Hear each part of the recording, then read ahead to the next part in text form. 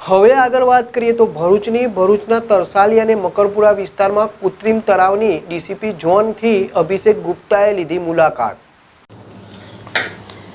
આજરોજ તરસાલી વિસ્તારમાં બનાવેલ કૃત્રિમ તળાવ અને મકરપુરા વિસ્તારમાં બનાવેલ કૃત્રિમ તળાવની ડીસીપી ઝોનથી અભિષેક ગુપ્તા સાહેબ દ્વારા સ્થળ પર આવી જ રીતેનું સૂચન આપવામાં આવ્યું હતું। તે પ્રમાણે કામગીરી કરવામાં આવી છે કે નહીં તેનું નિરીક્ષણ કરવામાં આવ્યું।